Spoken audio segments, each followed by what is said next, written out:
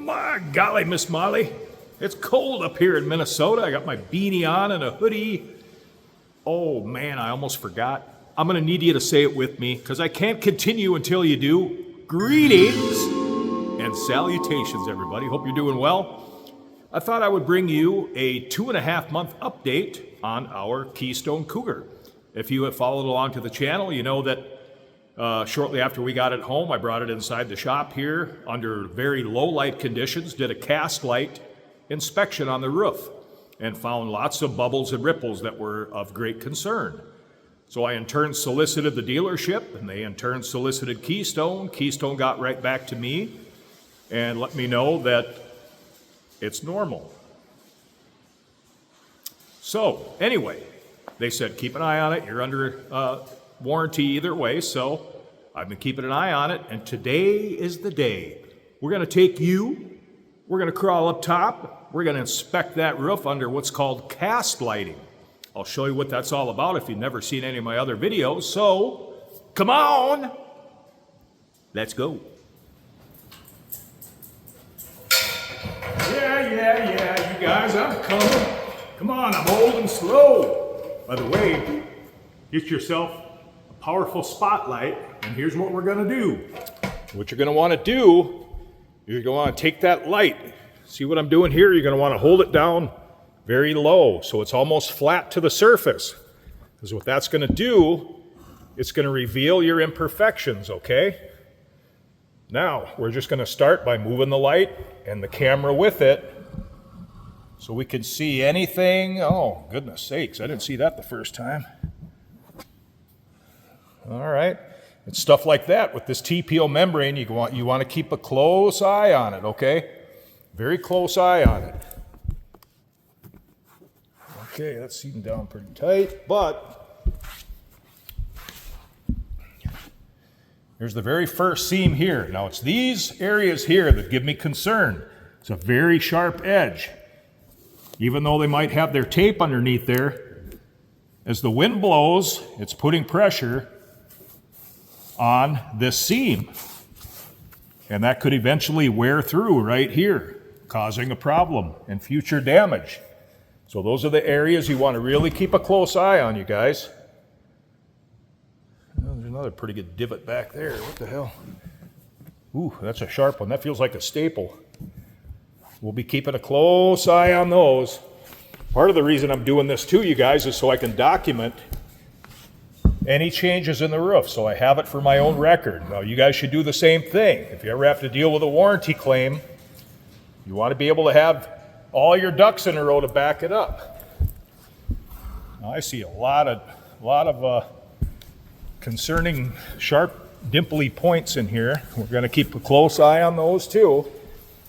Now, one area in the first video that I had a big concern with was this seam right behind the solar panels here.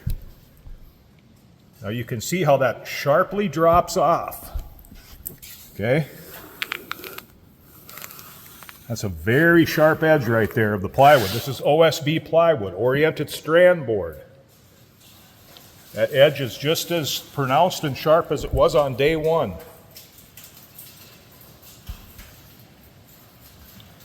See all those dimples and pops? You want to feel those. You want to touch them. Make sure it's not a super sharp object that feels like it's a staple or a nail head starting to pop through.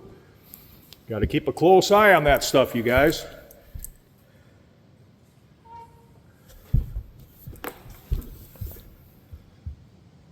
Now those ripples there, they've settled down a little bit. There's no doubt about that. Now you can see the seams up ahead of me here. Those are other areas you want to keep a really close eye on, you guys. Now some of these seams, from what I'm seeing, have definitely settled down. There's still a couple little ripples and stuff in there. We're keeping a close eye on those. See those ripples there? Those are all areas you want to keep a really close eye on. Moving up to the front of the camper. Let's see how our final seam is looking compared to the very first one 2.5 months ago. You got a pretty good divot right there. Looking down the line at this the last seam.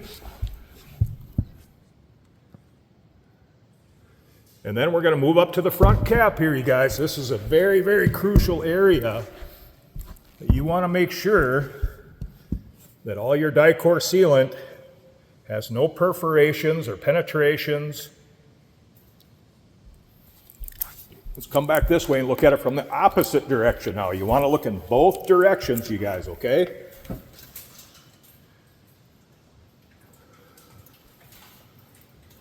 Yeah, a lot of those ripples have definitely settled down. They were much, much worse before. Okay?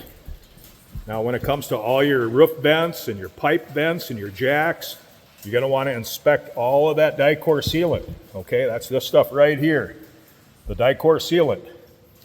Make sure that all those seams are tight to the roof still and that there's no separation or no funky looking areas.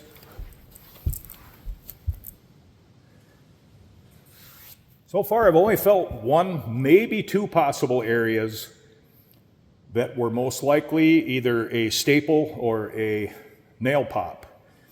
So we're going to keep a really close eye on those. All right, you guys. So if you're an RV owner, if you're looking, you got to be constantly aware of everything that goes into your RV. The roof, the suspension, the construction, the welding, the framing, etc. It's a constant diligence. You have to do diligence when you're doing this. Now, when it comes to the roof on this camper, as well as a couple other manufacturers besides Keystone that I have owned before, it comes down to one thing, you guys: shitty workmanship. They're in such a hurry to pump these things out the door so they can get their bonus.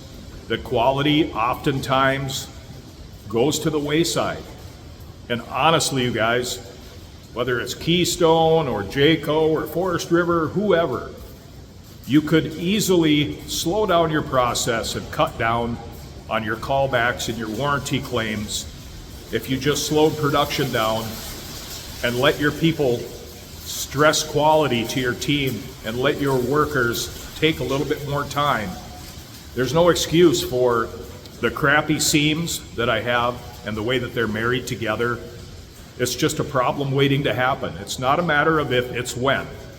So I absolutely challenge you, Keystone, and all the other manufacturers out there, do better. Just do better.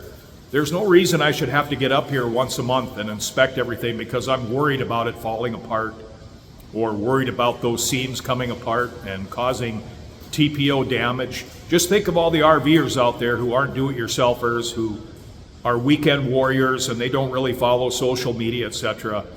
You know, by the time their warranty is over with, then they start having problems and they got to pay out of pocket. So do your diligence, you guys. Inspect, inspect, inspect. Get a third party if you have to. But always, always make sure you're maintaining and doing diligence on your RV. I appreciate you guys being here. Smash that like and subscribe button, would you? We would deeply appreciate it, man. Thanks all you guys for tuning in, and until the next time, we'll see ya.